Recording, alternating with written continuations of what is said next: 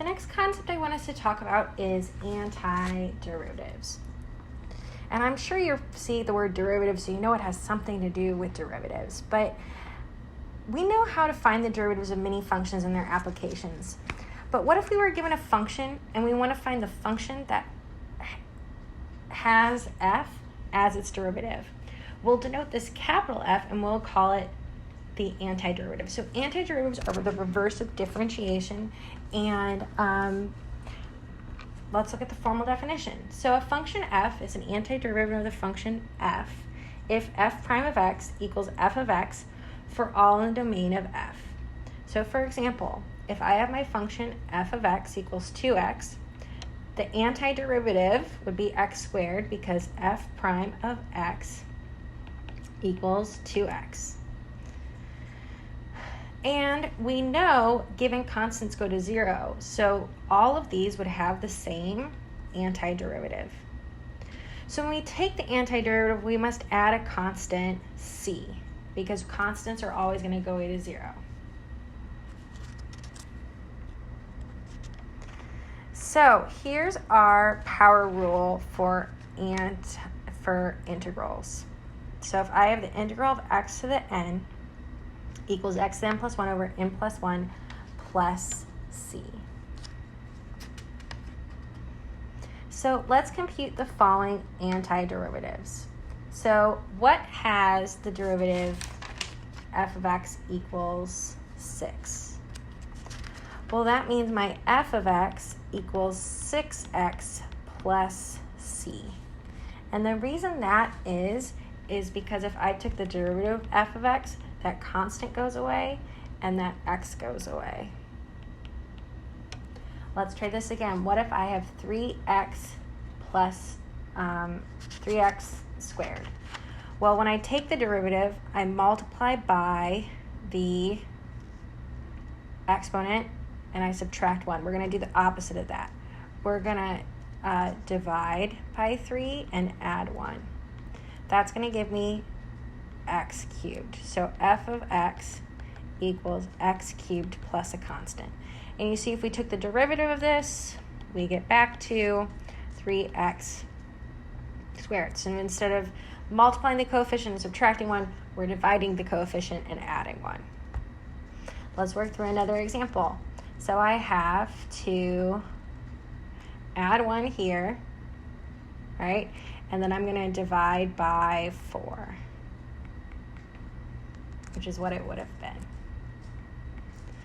That is going to give me 1/8 x to the 4th. So my derivative would be 1/8 x to the 4th plus c. Sorry, my antiderivative. If I took the derivative of that, you'd see I'd get back to 1/2 x cubed. Now what if I have 1 over x? Well, what has a derivative of 1 over x? Well, natural log does. But we have to add a constant. Now, one thing also, though, is that we could also have the derivative f of x equals the natural log of negative x plus c. So, really, our antiderivative would be the natural log of the absolute value of x plus c. If we're working with cosine, we have to think backwards. So what has a derivative of cosine? Well, that's going to be sine. And don't forget our constant. What has a derivative of negative cosine? Well, that's going to be negative sine.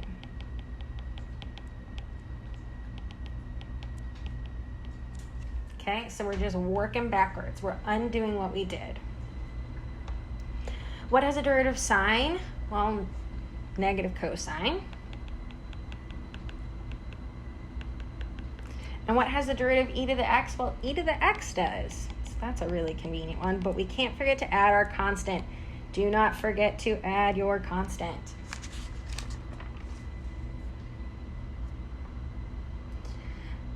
The formal notation that we use to represent antiderivatives and their properties allowing us to find antiderivatives of more complicated functions is the integral.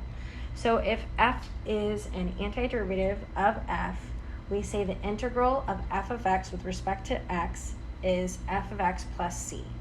So for the example, the derivative of 2x with respect to x is x squared plus c. This symbol right here, we call that our integral sign. The integral of f of x dx is the indefinite integral. What's inside of it is the integrand, and x is our variable of integration. And the act of finding an antiderivative is actually called integration. We're taking the antiderivative, but it could also be called iterating. We're integrating. So let's show that f prime of x equals f of x. So here I have f prime. This is my f of x right here. So I have f of x equals x squared over 2 plus e to the x plus c. And I take the derivative, and I get x plus e to the x. Awesome. So we verified this indefinite integral. Let's do another example. So here I have my f of x. That's x e to the x minus e to the x plus c. I take the derivative of this. I get e to the x plus x e to the x minus e to the x. And these two terms are going to cancel. So I have f prime of x equals x e to the x. So we did it. We verified the indefinite integral. Let's do one more. All right, cosine. Fun stuff. So I have f of x equals x sine x plus cosine x plus c. If I take the derivative of x sine x is going to be sine x plus cosine x minus sine x, right? Because we had to use the product rule. My sine x's cancel out, so f prime of x, which is f of x, equals x cosine x. And be sure to keep your notation really nice. I know with capital F's and lowercase f's, it can get a little complicated, but it really tells us what's the antiderivative, what have we taken the integral of. So keep that in mind. Next, let's evaluate the following. Let's look at the properties of indefinite integrals. So if I have f and g are antiderivatives of f and g respectively, and let k be any number, then we can add them together, and it would be the derivative of one, the antiderivative of one plus the antiderivative of the other. And we can also multiply integrals by a constant. Good to know. So let's evaluate the following. Let's let this be f of x and this be g of x.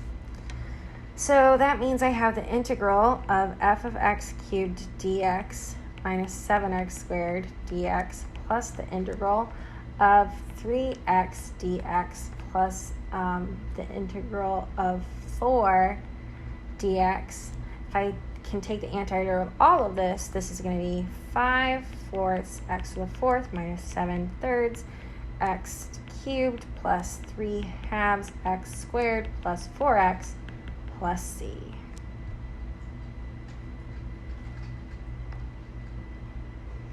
All right, here we have one where we can pull this apart. So if I have the integral of x squared over x plus with respect to x plus the integral of 4 cube root of x over x, I can, with respect to x, I can move that to the 4 to the front. So this gives me the integral of x dx, because it simplifies, plus 4, the integral of x to the negative 2/3 dx. So this is going to give me 1/2 x squared plus 4 plus